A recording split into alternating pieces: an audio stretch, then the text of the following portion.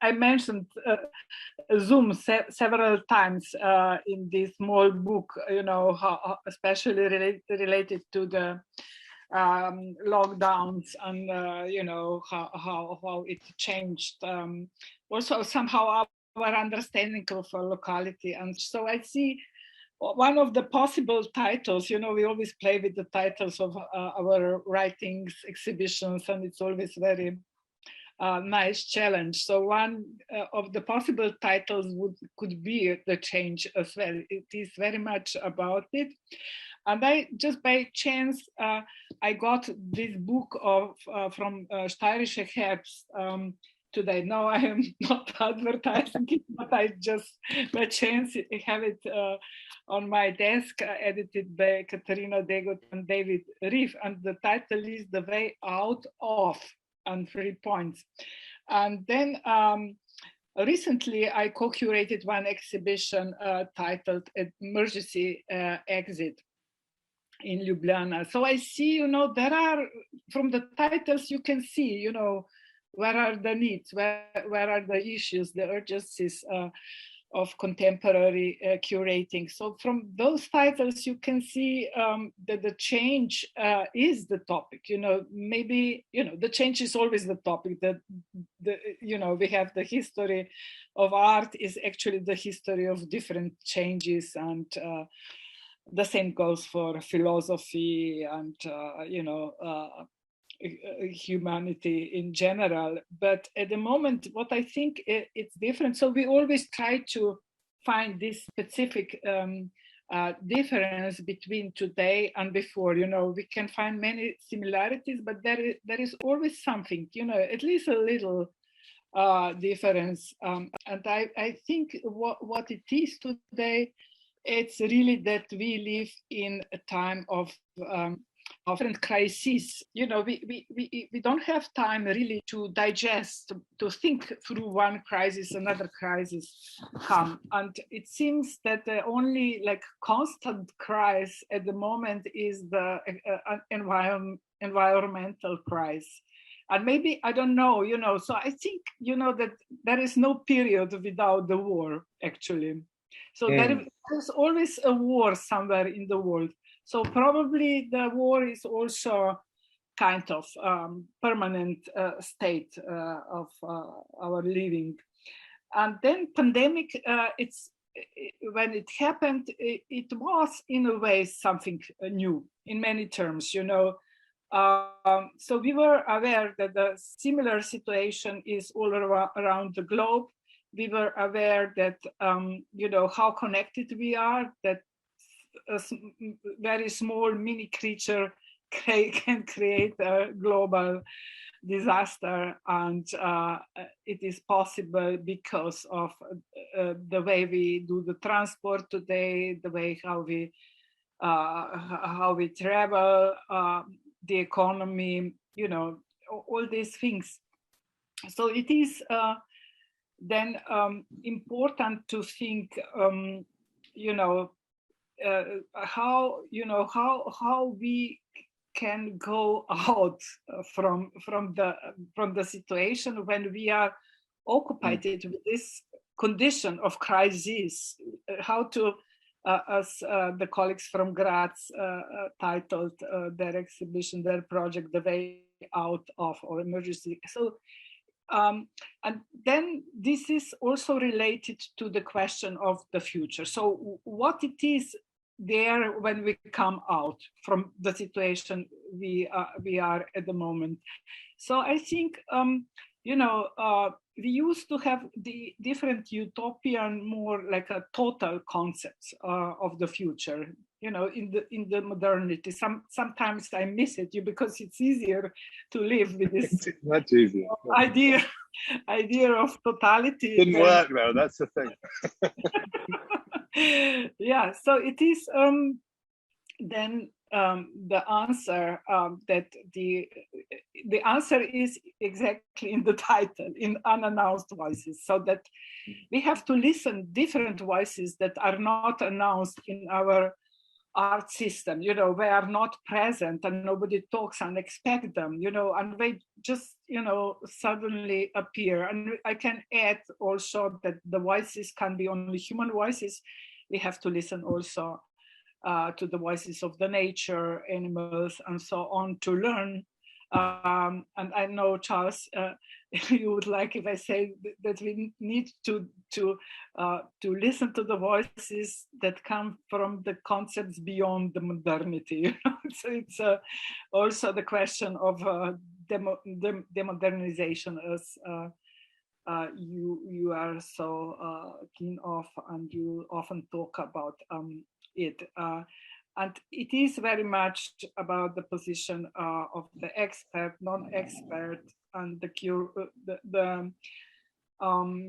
projects that I list mentioned in the book are very much about not about the curatorial project as the projects dictated or delegated from the expert position, but about us who can, the curators who can only create kind of spaces with the holes, you know, like porous spaces where different voices that are not announced can come through.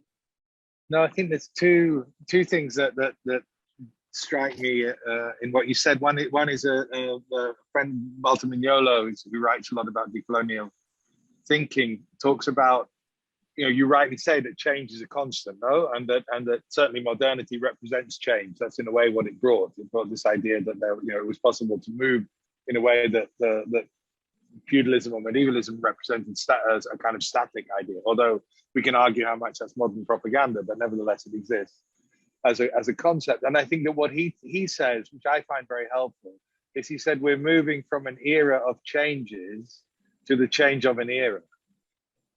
So this sort of fetishization of change, of flexibility, you know, in the 90s, we heard from Obrist and these people always about flexibility, about the idea that you could be open and constantly moving, in a sense, constantly moving in this globalization process. And that movement in a way defined the position of the curator.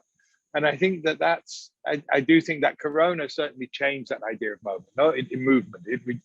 It captured that idea that escaping could be done through a kind of velocity of movement, that you would escape responsibility by leaving things behind in your wake, but not actually having to be accountable for them. And I think then Corona shifted the idea of accountability. And I think also in curating, it shifted the idea of accountability, because suddenly you had to deal with the place that you were and not always displace yourself in order not to deal with the place that you were. And that I found quite an interesting challenge for curating and for artistic practice, indeed, particularly for curating, which is bound by exhibitions and three-dimensional objects to some extent still. So how do you link that idea of this sort of circulation of goods and luxury goods, basically, which art has become, with that idea of being located? And I think you've been an incredible example in Ljubljana. I think Zagreb is still to come, but in Ljubljana, of how to navigate that situation and remain anchored within the particularities and the positions of a system. So I suppose one question for me would be to talk about that idea of positioning, of how you, as a curator, understand your own position and your own history, I suppose, but also how you understand that in relation to change. You know, because positioning can seem to be static, again, out of a modernist mentality in which movement is praised and stasis is understood to be some sort of failure, yeah? Which is also what the economy suffers from, yeah? Rather than a steady state economy, which we could build. It builds an economy of growth and sees that as the only option. So all those words like decolonial and demodern and degrowth come in here. But I wonder whether you could address that question of positionality. Like how do you position yourself? And in the book, I think you talk about the local as a way of understanding a kind of in-between space. You talk about it at some point as an in-between space which is neither located in that heavy sense of being grounded and not able to speculate, and at the same time not being subject to the flexible, innovative, eternally moving world of the 1990s curatorial voices. Sure. Thank you. Yeah, it's the positioning is something actually that is opposite to the model of universal knowledge.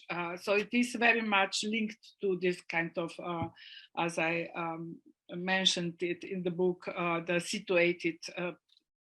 Curating, situated, this and that. Also, I talk about the situated museum as in our network internationale. We, we in our history, we will come probably later to it. We named the museums like I don't remember exactly what was the first naming, probably relational museum, and then the constituent museum, and now situated museum, and all those names have in common something that is beyond this universal modernist model of art, knowledge, institution that we think normally was replaced by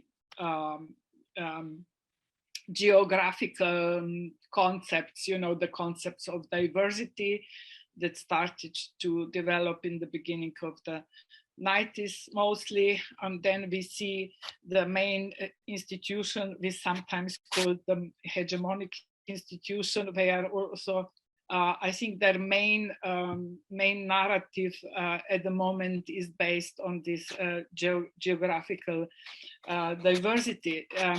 But I often say, and I'm on the right, that this is not the same as the positioning, so it is actually about reproducing the power position through the very, very actual and contemporary needs, So, of course, the world in the beginning of the 90s became much bigger, and there was the need to learn about it, to present it, to represent, and to also to market it, to make some money out of it, and to reproduce also the power positions. And I think this concept of geographical diversity, which is often connected also to the, at least it was, now it is probably changing a bit, to geographical essentialism. And we remember the 90s was very much about these market niches. So we have art from Eastern Europe, Africa, and so on. And then, of course, the curators from the regions, from the regions out of this Western art system, and the artists, we all tried to somehow create a dialogue with these broader needs, and also we were also, we have to admit, we were also pragmatic in a way. We used the situation to create a better communication, to create a condition for the exchange of the idea of art, to become the part of the bigger world that before we were isolated from. But then I say in my book, that there are actually two opposite impulses related to the local, and one is what I was saying before, the need of commodification that is coming from more, power positions, commodification of different spaces and different positions, also different minor groups. We know all this, and there are also more, I call them authentic impulses. And of course, what is authentic is here very relative. I most often try to explain this work related to the writing of Boltanski and Capello. Their idea how the authentic was actually capitalized and sold as authentic, while the capitalism itself was very cynical about this idea and still don't really believe in the question of authentic. And now what is our task is also to revisit this question of authentic, or I can also relate it to the question of position. So what is this kind of particular position? So what is this that differs us for other, more broader and power interest?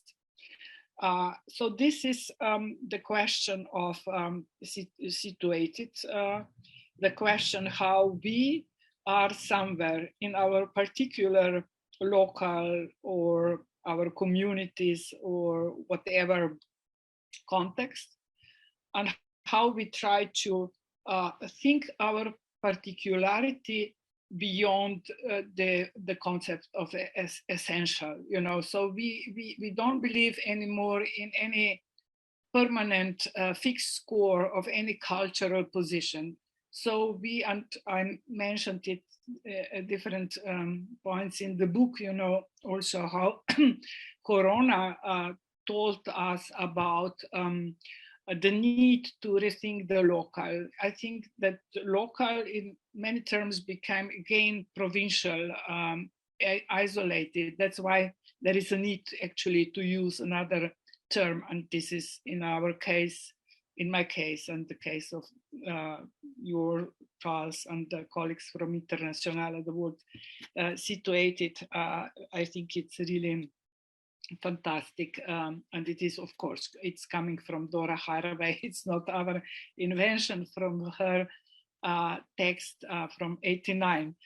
Unfortunately, I read that text, I don't know, some years ago. I think, Yeah. '89, if I read it, it would be really fantastic and very helpful to find something similar. Of course, she's very much about this feminist and, not the positions as I am related here with the region and Eastern Europe and past socialism and so on. But there is a need, that we all who are not in this, main circle, the main power positions, that we try to address the world from our particularity, but at the same time to show it linked to other particular positions, being geographical, social, national, not so much, of course, but different minor positions needs to create this kind of in-between spaces. So the in-between spaces are the spaces where only we can create our positions that are relevant today, So to be positioned against the world from a certain national or isolated situation wouldn't be something that I would fight for. No, and I think the way I respond to that also is in terms of the difficulty, at least in Western Europe, and I know we're talking to the United States, so that's again a completely different context and a completely different place with a different history. But I think in Western Europe, or Northwest Europe, let's say, in the colonial powers, the Strip, which also includes Spain and Portugal, actually, but the Strip on the West Coast, the Western littoral of Eurasia, we could say, if we had another map in our head, that Western littoral, which was responsible for overseas colonialism, so not the internal colonialism that happened in Central and Eastern Europe. But the legacy, in a way, of this universalizing of the white European male, you can say, but also of the discourses and the philosophies coming out of Kant that become and claim a sort of universal relevance to it. I'm not going to argue about universalism, that's another in general, but I think that claim to to universalism that Western Europe made, has made it, in my experience, very difficult for Western Europe to position itself. And I'm doing a project now with people in Australia and in Indonesia, mostly indigenous people, so non-Javanese people in Indonesia and Aboriginal people in Australia. And the biggest difficulty is to get us, so the Dutch context, to speak about the Netherlands as a place in the world rather than as just a generic substitute for everywhere. And I think this is something that's really, it feels to me like a real challenge for the curatorial in the future from our position. So I'm speaking then very much from the provincial Northwest European context, to actually pin down what it is that we can speak to the world as part of the world. Because I think the position that we've inherited from that era of changes is that either we speak for the whole world, or we speak for nothing, or it's meaningless, or it has no value.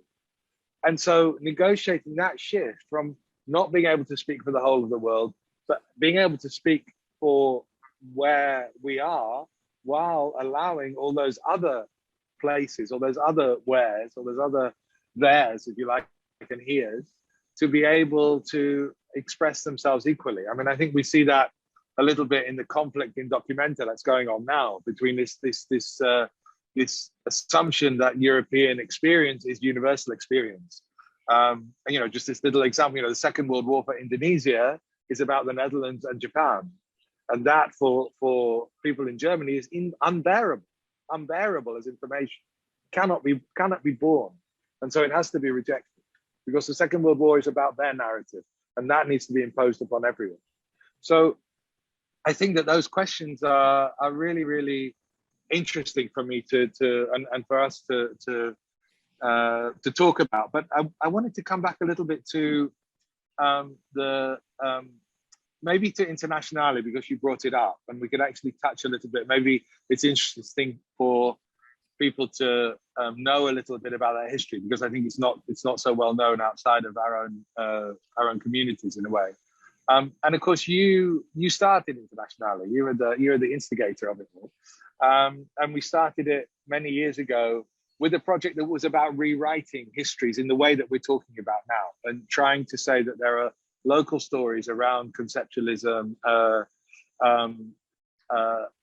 and conceptual practices, if we like, that are more relevant than trying to fit into the sort of global conceptualism which was being proposed from the United States largely at the time.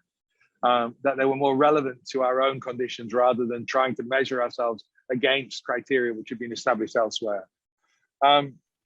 So that shift, I think, was the start of Internationale, and that inter being very important, but also the national, as you mentioned, also being something that we wanted to be able to discuss, that it wasn't something that needed to be put away in this global soup of endless movement. And I wonder whether you can sketch out a little bit how you see that history. I've got my own, because we were fellow travelers. I think I was the second one in there, probably, actually. So it was it was where we started off. But whether you could sketch out that history a little bit, which you mentioned also in the book around the uses of art. I think that Internationale, at the beginning, we decided among ourselves. I remember the meeting in your office in Eindhoven, Charles, and we say, how shall we name what is about the name, and then we say, we should all, it is actually after the French L'Internationale, the workers' anthem, and all these things. But somehow, to say it in French, it would sounds a little bit, artificial somehow. And then each of us has pronounced it his or her own way. So in Slovene language, it is Internationale, and sometimes I say Internationale, sometimes something else, doesn't matter. So there is a little bit confusion in the naming, which I like very much, and I think it tells a lot about this deconstructing of universal that you, Charles, was talking about. Yeah, so I think that you know, in now 12 years of Internationala, it illustrates on a very nice and you know, telling way what happened with us, with our culture, especially in Europe, and not only in Europe but also elsewhere. But somehow, yeah, we are from here, and it is mostly about this cultural space.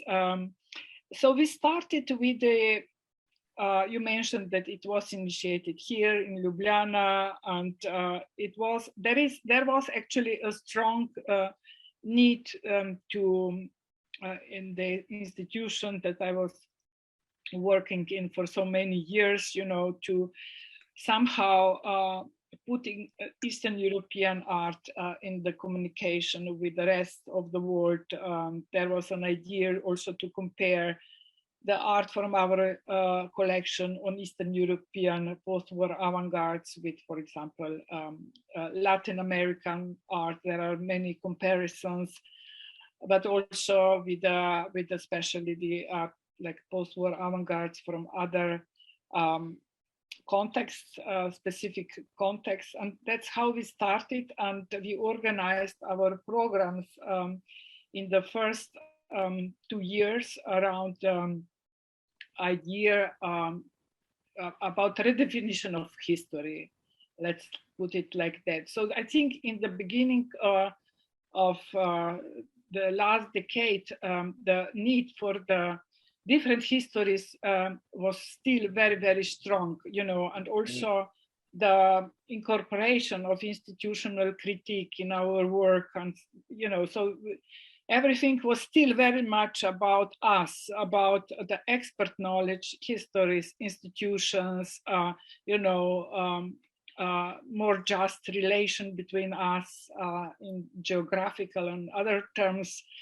And then I think, yeah, and then we were, of course, very much about multi-narratives, you know, against one dominant narrative, which we still are, you know, so it didn't disappear, you know. I think that the other themes that came later only added to the researches that we started with in the first years. And the title of the first project, with many different, you know, exhibitions, conferences, meetings, were Art from the Decline of Modernism to the Rise of Globalization.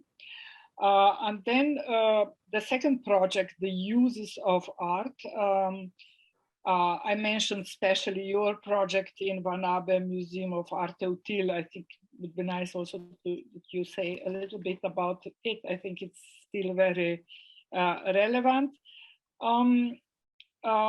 So in this project, the question of the practice, which I think is so important today, I think that the Marxist 11 Feuerbach's thesis, you know, that the philosopher should stop just explaining the word, that we need to change it.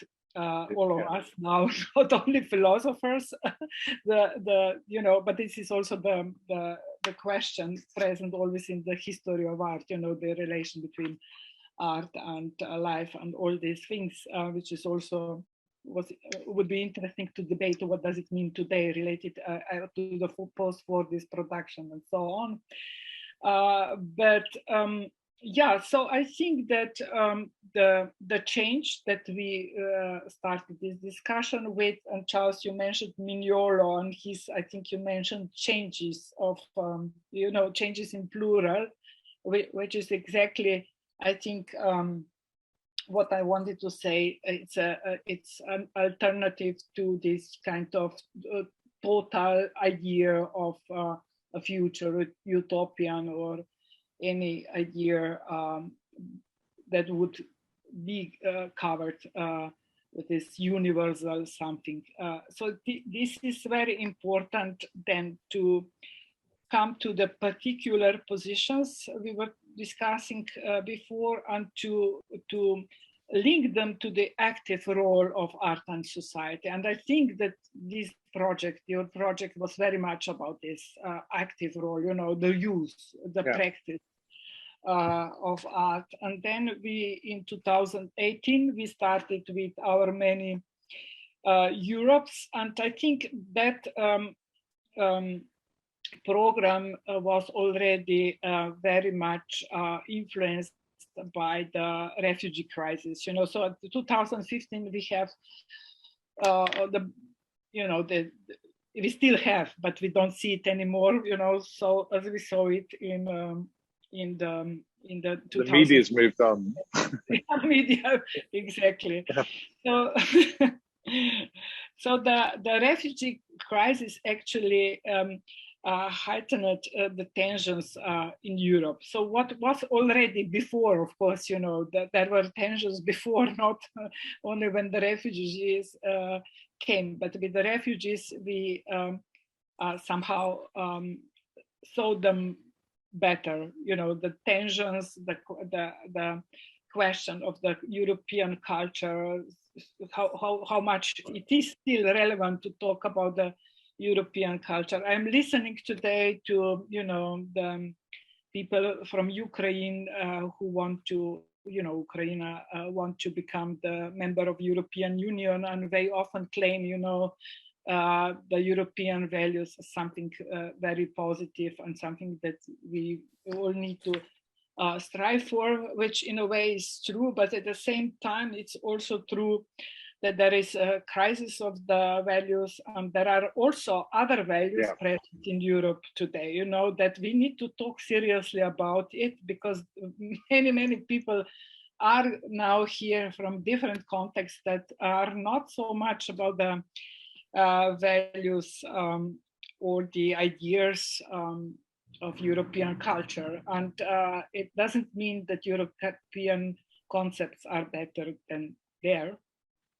So it's, I think that project, the last chapter of Internationale, was very much about it. Now we are, of course, continuing, and we are waiting for new signals from European Union about the funding for next some years. And the COVID, the pandemic was also very important. I remember how many Zooms we had with the Internationale colleagues, and how much we discussed how we, the institutions, need to adapt, to change the institution to be more in solidarity with the artists, with the people who lost their jobs during the pandemic. And we also produced some projects, and I think that was very important period for all of us. So I think that the history of the short history of Internationale is actually big if one wants to learn how to think the institution and the relation of the institution to other cultural producers today in times of different crises, as we were talking before. No, I think it's interesting thinking about that history, because also and I think that Corona affected that negatively to some degree, or I don't know how well we succeeded, but we were trying to build a pluriversal, you could say, as opposed to a universal idea of a larger scale museum.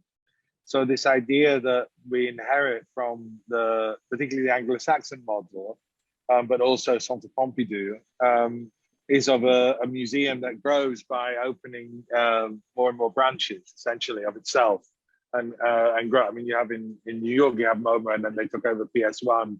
That's maybe a local model, but it also is relevant because of the centrality of New York to the commercial market, and so that model we wanted to try, I think, and question, and maybe its time is still to come, but it wanted to say you don't have to have a pyramidal structure in which you have a singular voice in the end, a director, who then can coordinate this, many limbed beast, if you like, which is the sort of International Museum. And I still think that model exists. So you see also that some of the people who are working, at least I know from the Tate, are actually really questioning that growth model as something that's really sustainable over the long term, because it does mean that everything comes down to singular decisions made by a small group of people.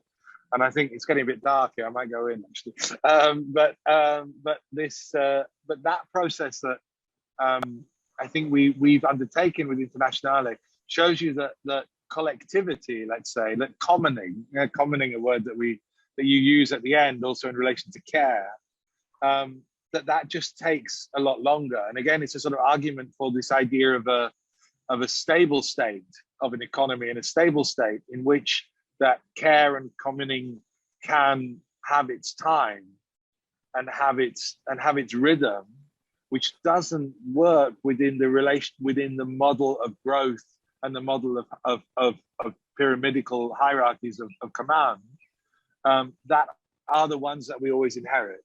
Yeah, and I think that relationship is one I think is really interesting at the end of the book, and we're coming a little bit to the end because it'd be nice to have some questions from people.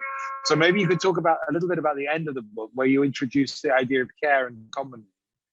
And then I have maybe one question, and then we could, to encourage people, if they want, I think they can type their questions in, and we'd be happy, or Zdenka would be happy to answer them as well. Could you talk a little bit about the end of the book and that question, which I think is the one that, in a way, points towards what change might be, and that change would need time if it was to be meaningful, rather than just superficial, which is what we've had in the era of changes, if you like, is superficial change, but nothing fundamental. Yeah, it's technological. Very nice what you are talking, Charles. So this concept of the grow, it's still there in the institutions, but it changed. So I think before it was very much about the growth of collections, the branches. Today is about the online archive. So the hegemonic institution collect the knowledge also. Not only physical works. So it is, but we don't have time to go into it. So I think the alternative. I'm going to go in because the light's dying. So alternative to this concept of growth today is it's actually, as you mentioned, care, solidarity. So these are the things that makes us bigger. So I think that it is always a question of alternatives to something that we don't like. So if we don't like the hegemonic concept of the growth, we have to articulate something else which is critical about the growth. And it is another kind of growth, So with the care and with the solidarity, we grow. We connect with more people, right? So, yes, the I'm here. Pompidou and so on. So they also connect, but they connect the way that they are bosses still. So it's they open a new museum in China or somewhere. But through the care, we also connect, and we are solidary with for example, in 96, we started the question of Solidarity Museum when we helped Sarajevo, and that was super. So it is, it was also about the grow, about something, how to become bigger, but in different and I think more meaningful ways. So we learn, of course, very much about the art and artists always. And I mentioned in the book the Pirate Care project, which I think is very, very important, and is something that we in the institutions can learn very much about it. It was founded by Valeria Graziano, Marcel Mars, and Tomislav Medak, and it's transnational and it's very much about using the arts and culture and institutions as the platform to decriminalize care. So in art, from the 90s on, we spoke a lot about parallel economies. I remember, different things, different projects, and it's always about this kind of parallel infrastructure that I also like to relate to the conceptual practices from former Yugoslavia. And so it's art that creates an alternative to something that already exists. And if this alternative is not the part of the legal or something, but it has this kind of important social position and role. We need somehow to give it the legitimacy through the art. And I think that what the Pirate Care is doing is exactly this. They created this a website where they list different initiatives like dogs not cops,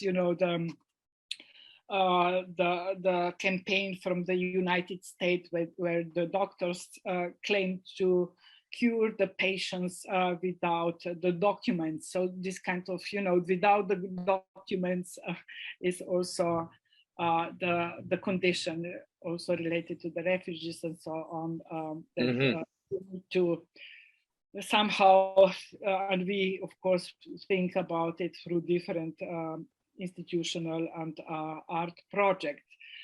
So this is something, as I put in this frame, as of unannounced voices as well. So this parallel, something that it is beyond the legal frame, that we can learn from, and this change is coming from there, from the language that is not totally codified, that is not completely understandable in our epistemological, cultural frame.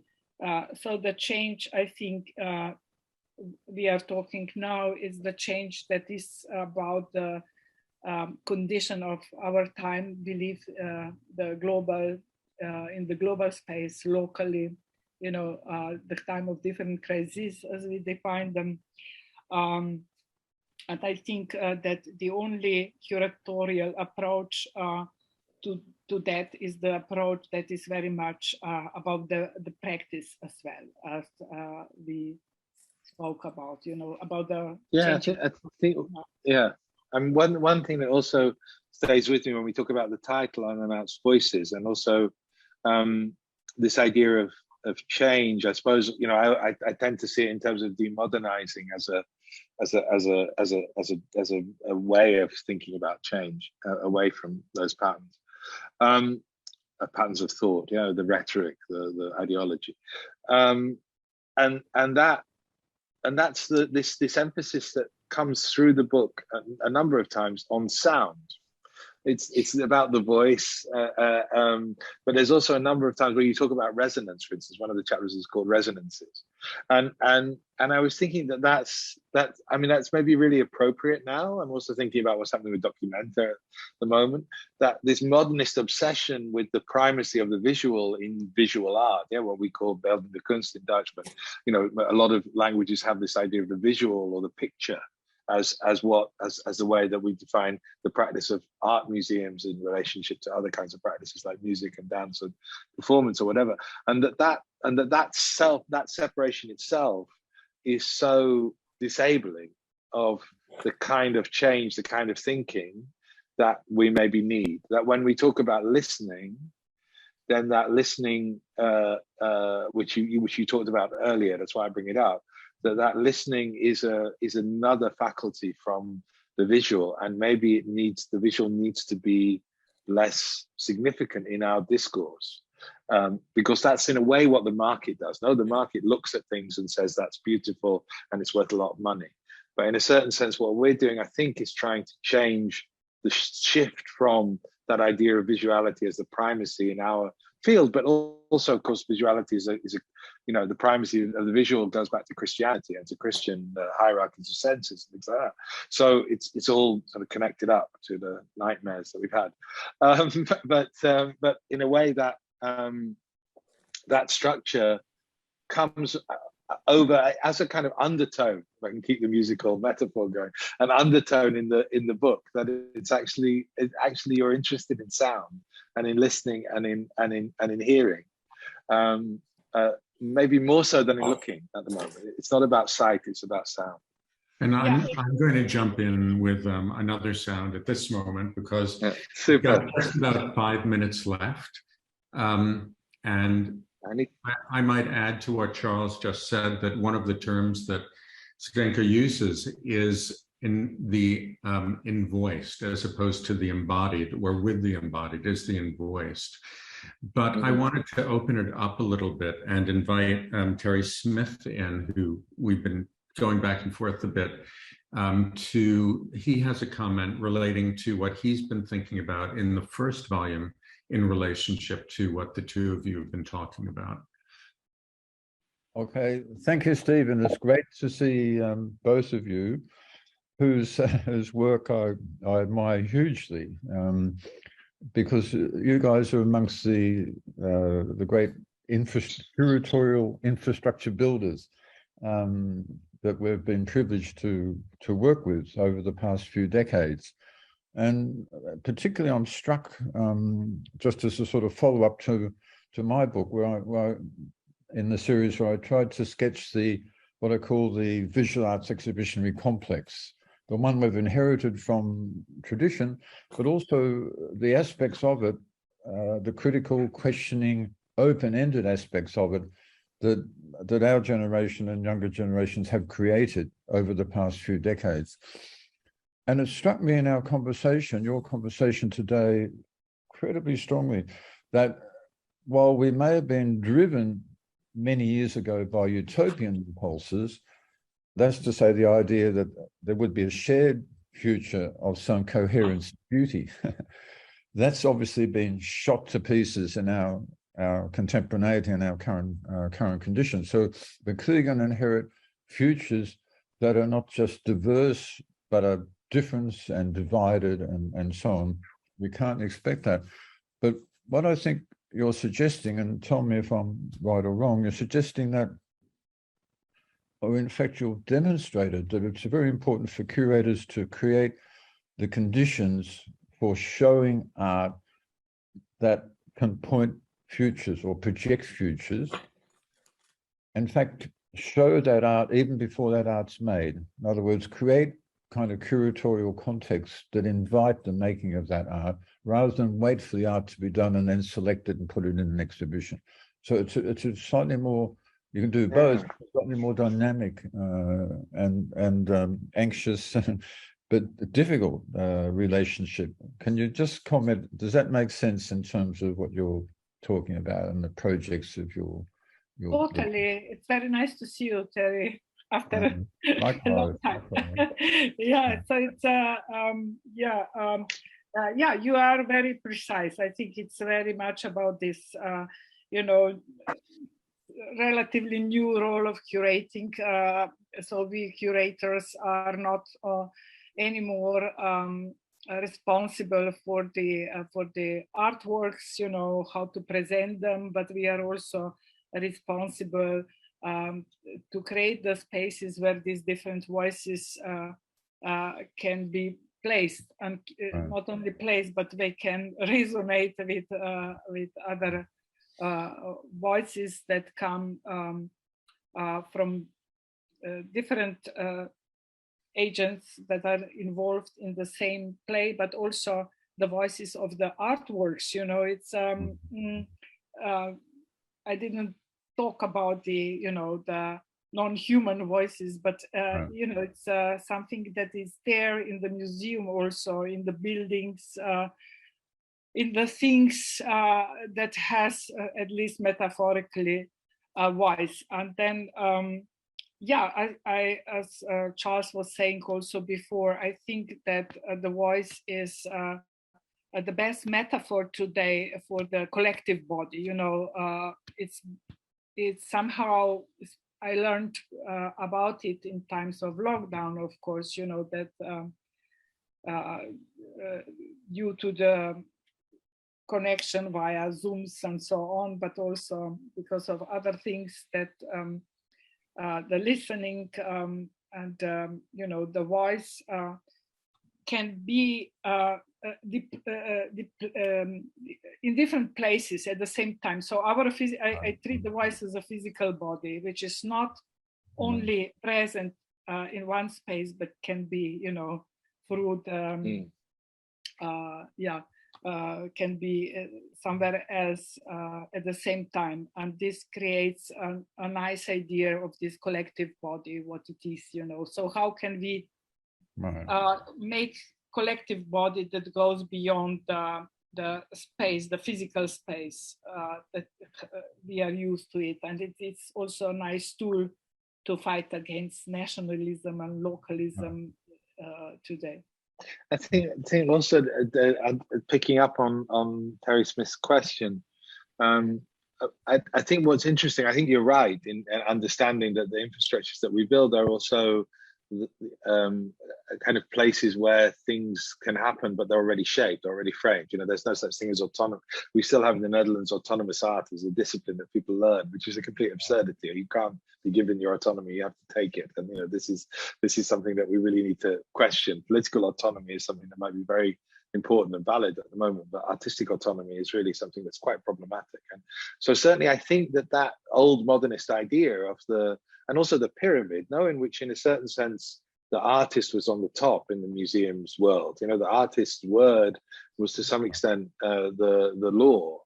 And I think that this change is quite significant, that we're not placing that same hierarchy, that same pyramid of relation between the artists, the work, the public, the curators, the people who mediate in different forms the experience.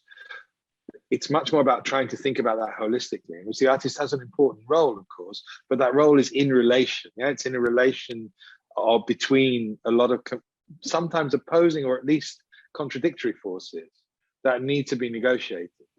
And I think that's certainly my experience in Van Abbe, which I've been there for donkey's years now. But I remember when I came, it was the idea that Van Abbe was an artist museum, which kind of meant that all privilege went to the artist, which was a beautiful fiction in a certain way, but it of course was a fiction.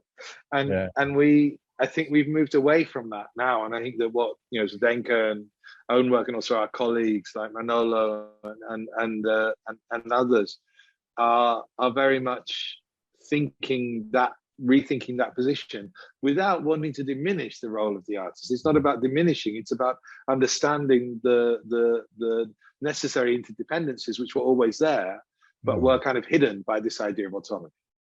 Right. Thanks. Well, thank you so much. Of course, I urge everyone to get the book and get Terry's book. We will end with that. Thank you so much, Zdenka and Charles. Thank you. Thank you.